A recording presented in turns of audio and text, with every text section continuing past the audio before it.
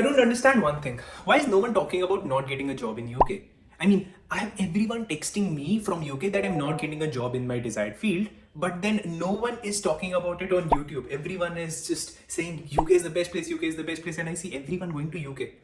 So in this video, I'm going to give you a reality check of UK. And if you're watching this video from UK as a student, please go to the comment section and write about your experience, because other people would also want to read that experience. So according to a latest poll done by Prospects and JISC, 45% of students are not ready, and they feel completely not ready to find a job after a graduation degree in UK. Now, there are multiple reasons for it. First thing is, there is no assistance from university side. Now, in India, we're very habitual of having university placement sales. That does not happen in UK. Ideally, you would probably know this. But then do you know that there are some universities that claim that they have 100% placements? But even in those universities, there is no help from university placement cell that ends up getting you a job.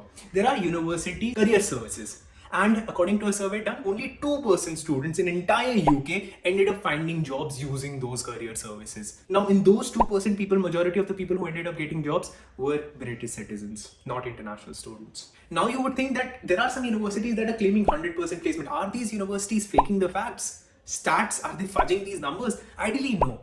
They do fudge up these numbers, but not the best universities. But what do the best universities do? Let's suppose you end up wanting to go towards finance, but you end up getting a job in accountancy, which is a very low paying job. That is also a job. I would consider you as hired.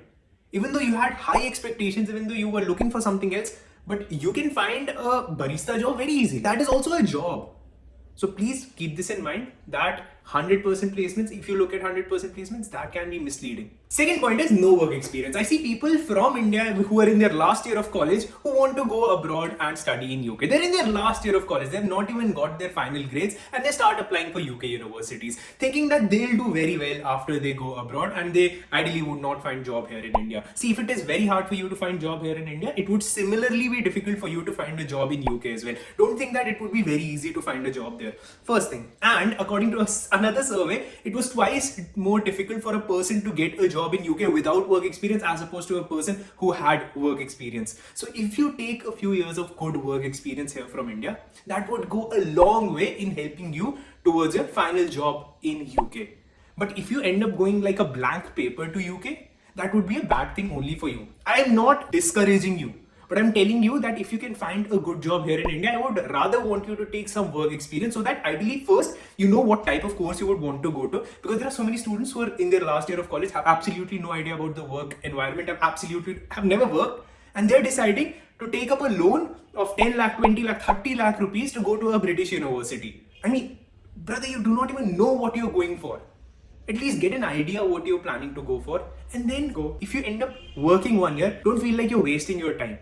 That would help you a lot. First, give you a lot of clarity. Second, third, help you with the job eventually. So it's a very good thing to take work experience here only. Third point is of less demand. Now, there are some courses that do not have a lot of demand. Everyone talks about the courses that are highly in demand: computer science, civil engineering, and other courses. But no one talks about courses that are not actually in demand. Courses like liberal arts, fine arts, philosophy, general studies, religious studies, English, masters in English. Now, all those courses, dietitian, if you look at all those courses, ideally the demand is very low for such courses.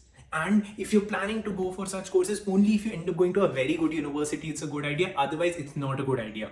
Fourth point is visa related issues. UK itself is very confused as to what they want to do. First, it was a part of European Union. Then it came out of it. Then it also tried to go back into European Union. I mean, there were talks of doing that. Then they removed the post-study work visa. Then they again reinstated post-study work visa for 2 years. Now they're again talking about removing post-study work visa and keeping it down to 6 months. Now they're keeping so many changes, making so many changes, right? As a company, would I rather want to hire a person who has a British citizenship, or would I want to hire a person who is an international student? I would rather want to take a person with British passport, because I know there is way much more stability here, rather than an international student, because there are so many policy changes that are happening that it makes my work difficult to hire an international student. Fifth point, and I feel like the most important point, is that if you're a smart kid and if the field that you're in is in demand, then UK can be an absolute gold mine for you. But if you are confident that you'll end up finding a job, if you're not confident of finding a job in India, similarly in UK, don't think that extremely different things would happen. It would be a different ball game altogether, a different scenario. Nothing like that happens. You will have to go through the grill if you're in India or if you're in UK. Just that in India, it might just be easier because of easier visa policies for you, because you do not have to think about a visa. But in UK, it would be way much more difficult. So please have that reality in mind. Keep this in mind before coming to UK, that it would not be all hunky dory. You will have to go through the struggle. But if you feel like you can crack a job in India, similarly, you can crack a job in UK also. It won't be that difficult eventually, but you need to know the path is difficult. It's not easy. And if you like this video, I would want you guys to watch this video, because this is also an interesting video. And yeah, please hit the like and subscribe. I just want 150,000 subscribers now.